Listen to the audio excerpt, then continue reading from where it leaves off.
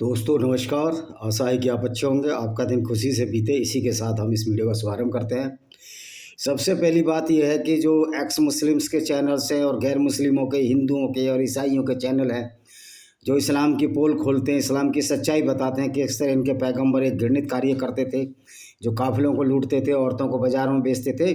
अगर हम इसको हम अपने यूट्यूब पर लाते हैं, अपने चैनल्स पर लाते हैं, यूट्यूब के, जो कि यूट्यूब का प्लेटफार्म है, तो ये स्ट्राइक मरवाने के लिए ये मुसल्ले कहते हैं। तो मेरा ये कहना है यूट्यूब वालों से कि भाई अगर आप इसी तरह उनकी बातों में आकर स्ट्राइक देंगे, हालांकि अभी तो बहुत दिनों से स्ट्राइक दी नहीं इन लोगों ने, तो हम भी फिर यूट्यूब जितने भी इस्लामिक चैनल हैं उनको बंद करने की बात करेंगे। और कम से कम जहाँ जहाँ गैर मुस्लिमों की मेजोरिटी है वहाँ तो यूट्यूब के प्लेटफार्म को हम बंद करा ही देंगे।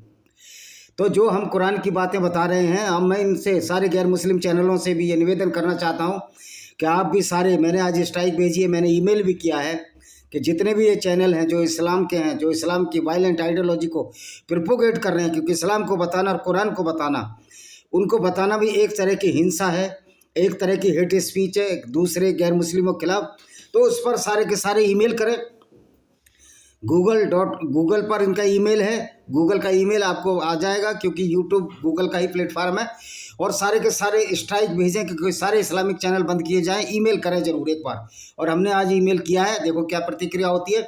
फिर जून से हम सारे इकट्ठे होकर पूरी दुनिया के एक्स मुस्लिम ह्यूमंस और जो ह्यूमनिटी वाले हैं और वो मुसलमान जो कि इस्लाम की बुराइयों से वाकिफ हैं और इस्लाम छोड़ना चाहते हैं, उन सब मिलकर हम एक बहुत बड़ी मुहिम यूट्यूब के खिलाफ, प्लेटफार्म के खिलाफ चलानी है कि आप तो पॉलिसी बदलो। वैसे भी यूट्यूब का जो सीईओ है नील मोहन है, हम उससे निवेदन करते हैं कि आप इस तरह के केसों को देखो और उन सारे कर्मचारियों को यूट्यूब की नौकरी से बाहर करो जो कि हमारी सच्चाई को बताने में स्ट्राइक दे रहे हैं।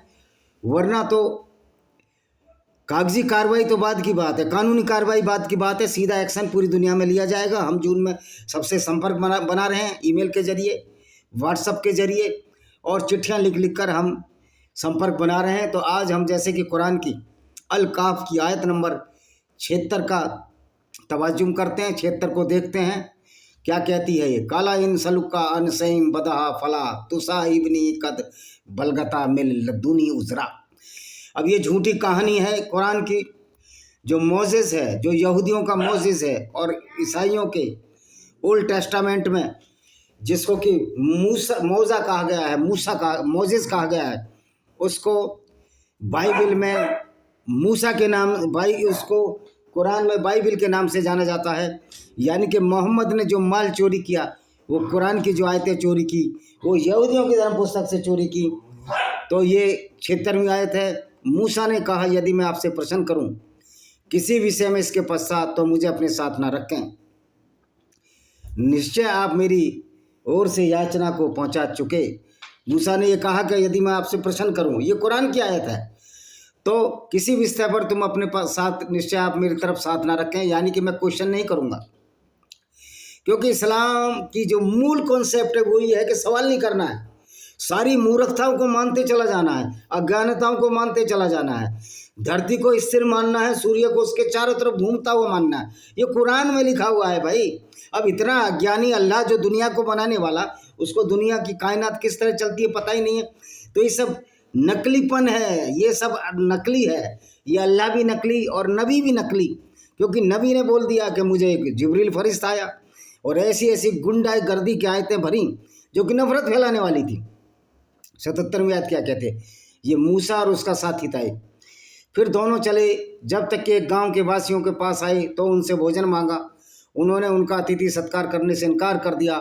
वहाँ इन्होंने एक दीवार पाई जो गिरा चाहती थी, उसने उसे सीधा कर दिया। यदि आप चाहते तो इस पर परिश्रम ले लेते। दीवार गिरने वाली थी, उसको सीधा कर दिया मोजिज़ में। और ये मोहम्मद होता तो अगर वो खाना ना मानते तो कत्ल कर देता, क्योंकि मोहम्मद तो लूटता था, मोहम्मद तो काफिले लूटता था, उनका खाना लूट लेता था, उनकी फसलों का सौदा कर लेता था कि हम तुम्हें जब छोड़ेंगे जब आधी फसल हमें दोगे। और एक बार जब मोहम्मद को लूट का माल नहीं मिला तो एक सूखी मरी हुई मछली समुद्र के किनारे वहीं इनके खाई, इनकी हदीसों में है। उन्होंने कहा, ये मेरे और तुम्हारे बीच वियोग है, कला हजा प्राको बनिया बैनिक, तुम्हें उसकी वास्तविकता बताऊंगा जिससे तुम सहन नहीं कर सकोगे, जो मूसा के साथ आदमी चल रहा था। अब देखो नौटंकी। रही नाव तो कुछ निर्धनों की थी जो सागर में काम करते थे, मैंने चाहा उसे छिद्रित कर दूं, छेद कर दूं। उनके आगे एक राजा था जो प्रत्येक अच्छी नाव का अपहरण कर लेता था। एक वहाँ राजा था जो नाव का अपहरण करता था। और रहा बालक तो उसके माता पिता ईमान वाले थे, अतः हम डरे, उन्हें अपनी अवज्ञा धर्म से दुख ना पहुंचाए। तो डर गए दोनों कि इसके माता पिता मुसलमान है, यानी कि मुसलमान से डरना है, क्योंकि अल्लाह से डरना है। ओ भाई, अगर अल्लाह से हम डरते रहेंगे तो हम इस्लामिक विचारधारा का विरोध कैसे कर पाएंगे, इस गुंडागर्दी का विरोध कैसे कर पाएंगे। इसलिए हमने चाहा उन दोनों को उनका पालनहार इसके बदले अधिक पवित्र और अधिक प्रेमी प्रदान करे। पालनहार तो देखिए, ये अल्लाह ईश्वर सिर्फ हमारी सोच है, हमने खुद बनाई है, किसी ने अल्लाह को देखा नहीं है। और अल्लाह तो फर्जी है, नकली है। ये हमने अल्लाह का जो फर्जी वाड़ा वो तो मैंने बता ही दिया कि दुनिया को बनाने वाले को ये नहीं पता कि दुनिया धरती गोल है या चादर की तरह फैली हुई है, तो ये अल्लाह तो नकली है। और रही दो दीवार, वह दीवार तो वह दो अनाथ बालकों की थी, उनके भीतर उनका केस था, कोष था, मतलब पैसा। उनके माता पिता पुनीत थे, मतलब अच्छे थे। तो तेरे पालनहार ने चाहा वे दोनों अपनी व्यवस्था को पहुँचे, अपना कोष निकालें। तेरे पालनहार की दया से मैंने ये अपने विचार अधिकार से नहीं किया, यह उनकी वास्तविकता है जिसे तुमसे। यह सभी कार्य विशेष रूप से निर्दोष बालक का वध धार्मिक नियम से उचित नहीं था। निर्दोष बालक का वध तो उचित नहीं है अगर वो मुस्लिम है, लेकिन अगर कोई गैर मुस्लिम है तो जब मोहम्मद से पूछा कि हम रात में डाके डालते हैं, रात में लूटते हैं, उसमें बच्चे भी मारे जाते हैं जिनका कोई कसूर नहीं है, औरतें भी मारी जाती हैं, अंधेरे में पहचान नहीं पाते, तो मोहम्मद ने जवाब दिया कि वो भी उन्हीं लोगों में से हैं, वो भी काफिर हैं, अगर मर जाए तो मर जाए, बच्चे मर जाए तो मर जाए, मोहम्मद को कोई दुख नहीं था, लेकिन एक मुसलमान मर जाए तो बड़ा दुख है। इससे ही सिद्ध होता है कि ये इस्लाम एक गिरोहबंदी है, एक एक ऐसा गिरोह है जो दूसरों को कत्ल करने के लिए मोहम्मद ने उतारा। और ये सेल्फ स्टाइल नबी, सेल्फ डिक्लेयर्ड नबी है, खुद नबी बन गया। नबी के काम ऐसे होते हैं कि औरतों को लूटे और उनको बाजारों में बेच दे। अगली आयत पढ़ लेते हैं जी। इनके मूर्खताएं, इतनी मूर्खताएं हैं इस कुरान में, वो मैं आपको बताता रहूँगा।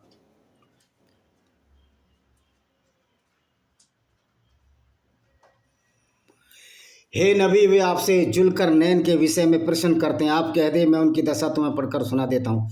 अब जुल्करनैन नाम का एक इनके यहाँ पैगंबर हुआ जो एक मूर्ख था। जुल्करनैन ने बताया कि जब वो चलता चला गया तो सूरज को एक कीचड़ में छिपे पाया। तो ऐसे तो इनके वो है पैगंबर, लुटेरे पैगंबर, मूर्ख पैगंबर, अज्ञानी पैगंबर। और भाई दूसरे का जो एक बार बताइए तो जुल्करनैन कैसा है इसकी वो भी बता दूं, ये कौन है।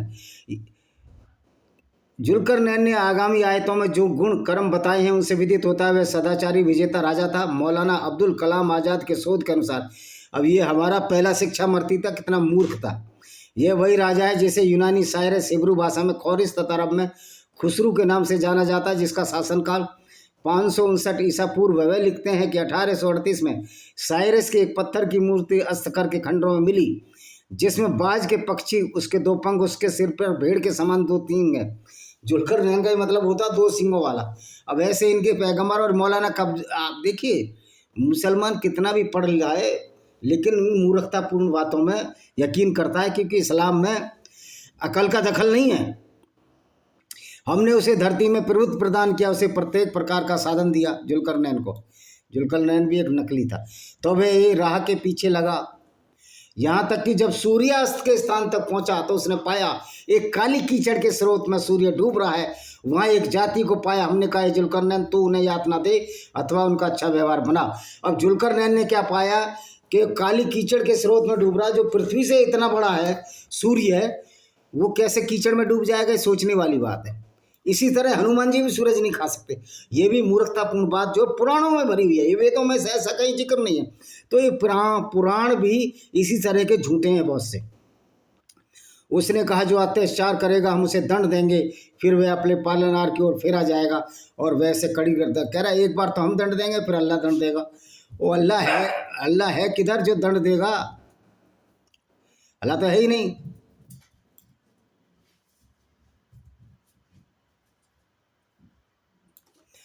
परंतु जो ईमान लाए तथा सदाचार किए उन्हीं के लिए अच्छा प्रतिफल है, हम उसे सरल आदेश देंगे। ईमान लाए यानी मुसलमान बने, और मुसलमान बन के करता क्या आदमी?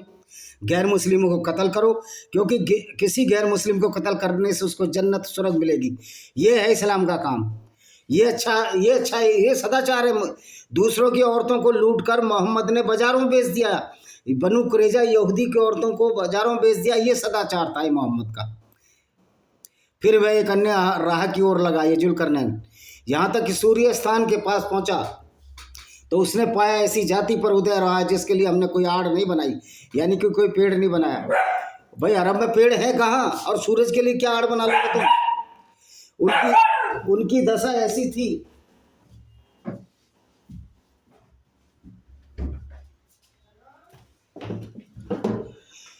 उनकी दशा ऐसी थी कि उस जुल्करनैन के पास जो कुत्ता हम उससे पूर्ण से सूचित है, वैसे जुल्करनैन एक फ्रॉड था, कुछ भी नहीं है जुल्करनैन।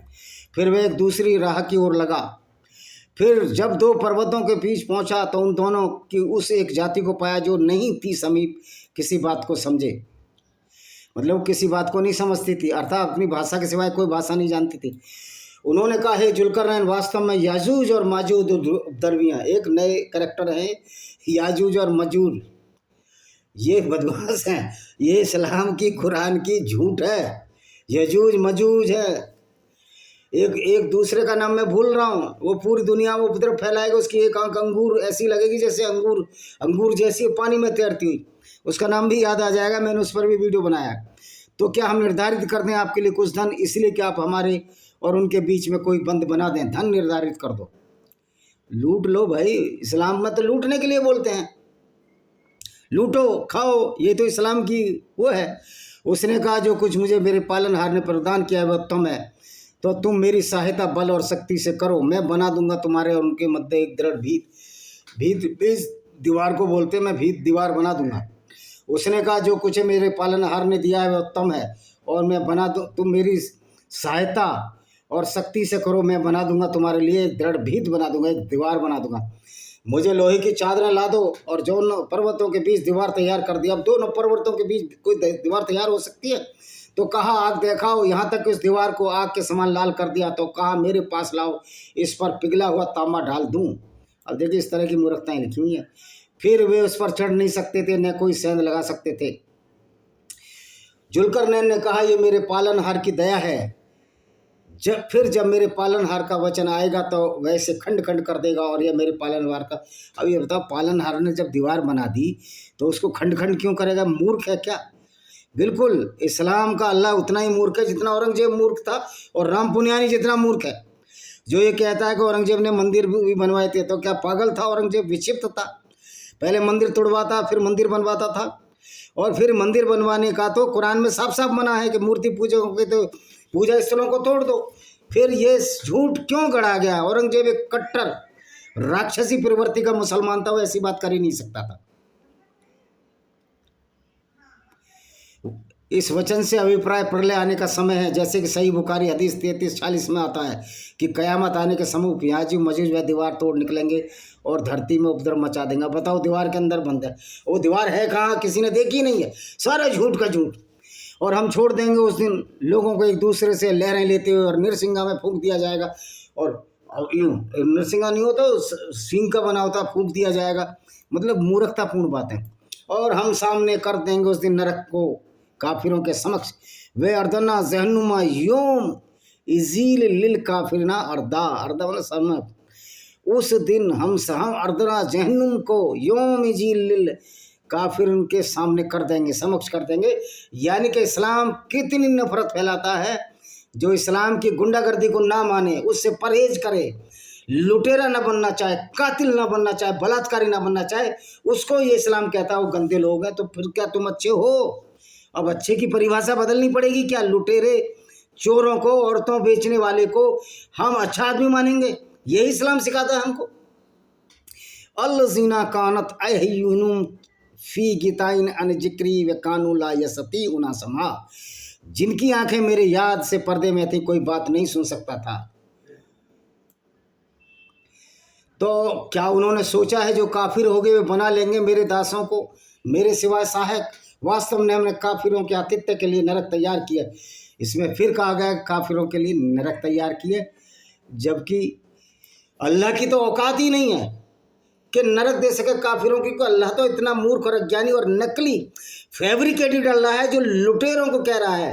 पैगंबर जिसने काफिले लूटे, जिसने औरतों को बलात्कार किया, उनके साथ जिना किया महाराज कविता के साथ, उसके लिए कह रहा है हम जन्नत देंगे, स्वर्ग देंगे। तो ये कोई अल्लाह वल्लाह नहीं है, ये मोहम्मद की बनाई चीज़ थी। मोहम्मद ने जितने भी कुकर्म किए, गलत कार्य किए, उनको इस्लाम के नाम पर ढक दिया और एक तोहमत लगा दी कि अगर आप इस्लाम की बुराई करोगे तो अल्लाह नरक देगा। भाई अल्लाह ही देख लेगा ना, फिर मुसलमानों को अल्लाह क्यों उभारता है? कह रहा मैं तुम्हारे बदले ये काम करूँगा, यानी मैं सबसे ज़्यादा तुम्हें मारूंगा। भाई अल्लाह तो ताकतवर है। आप कह दें क्या हम तुम्हें बता दें कौन अपने कर्मों में अधिक क्षतिग्रस्त है? अरे मैं बताता हूँ ना, सबसे ज़्यादा मुसलमान क्षतिग्रस्त है, क्योंकि मुसलमान कुरान को पढ़कर आतंकवादी बनता है, मदरसों को पढ़कर आतंकवादी बनता है, मदरसों में पढ़कर मूर्खतापूर्ण बातों में फंसता है। हमारा मुसलमान भाई बहुत परेशान है बेचारा, और ये मूर्खों की फौज बोलती रहती है माशाल्लाह, सुभान अल्लाह, इंशाअल्लाह। अरे काहे का अल्लाह, जिस अल्लाह को यही नहीं पता कि दुनिया गोल है या चपटी है। तुम्हारा अल्लाह कहता दुनिया चादर की तरह फैली हुई है, तो काहे का माशाल्लाह। मैं कहता हूँ ये फिजूल अल्लाह है, अल्लाह असगर, ये छोटा अल्लाह है, कुछ जानता ही नहीं। वे हैं जिनके सांसारिक जीवन के सभी प्राप्त हो गए और वे समझते हैं तो अच्छा कर्म कर रहे हैं।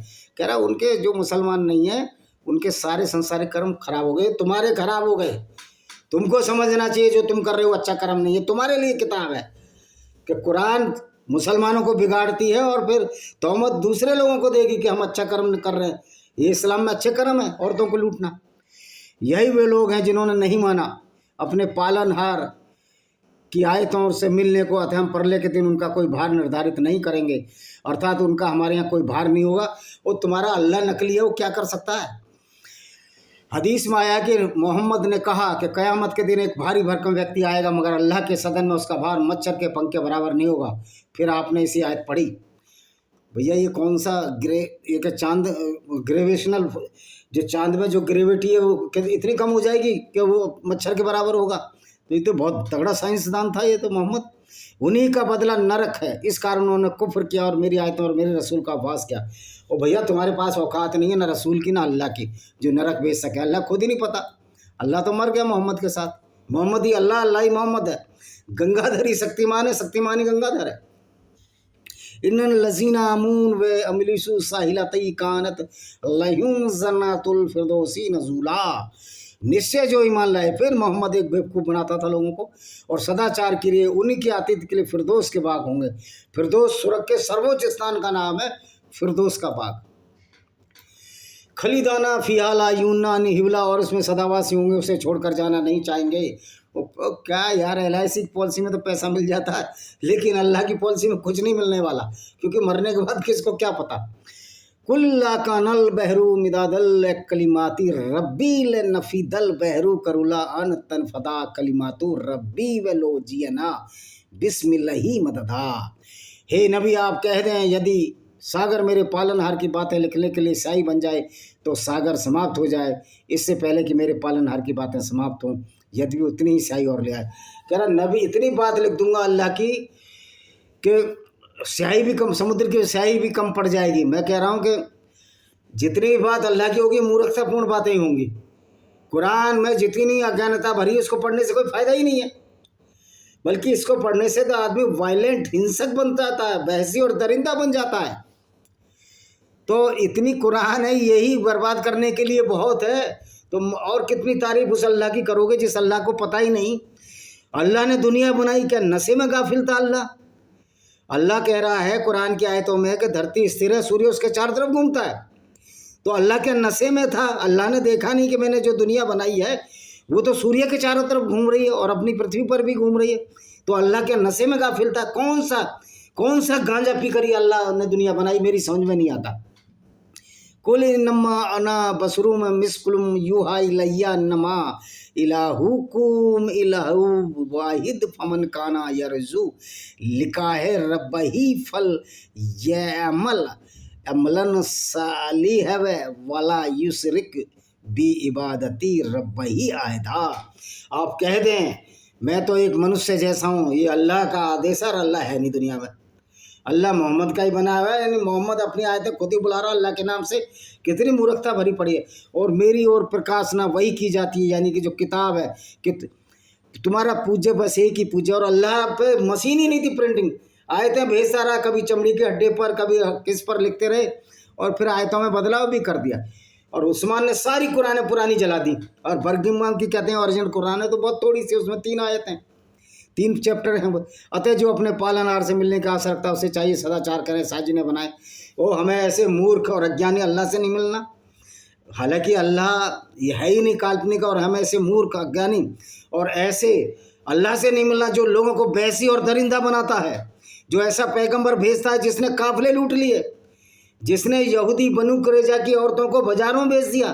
सीरत रसूल इब्ने इसाक में 400 नंबर 465 पेज पर अध्याय 83 में साफ लिखा है कि मोहम्मद ने, जो अल्लाह का, मोहम्मद का जो अल्लाह था, हमारा कोई अल्लाह वल्लाह नहीं है, ऐसे अल्लाह को हम ठुल्ला मानते हैं, उस अल्लाह ने बनु कुरैजा की औरतें मोहम्मद से बिकवा दी। ऐसा पैगंबर भेजा। ये अकेला लास्ट ऐसा पैगंबर था इस्लाम का जो कत्ल भी करता था, जो काफिले भी लूटता था और लोगों को मार भी देता था और धोखे से भी मरवाता था, जैसे काब बिन असराब को मरवाया।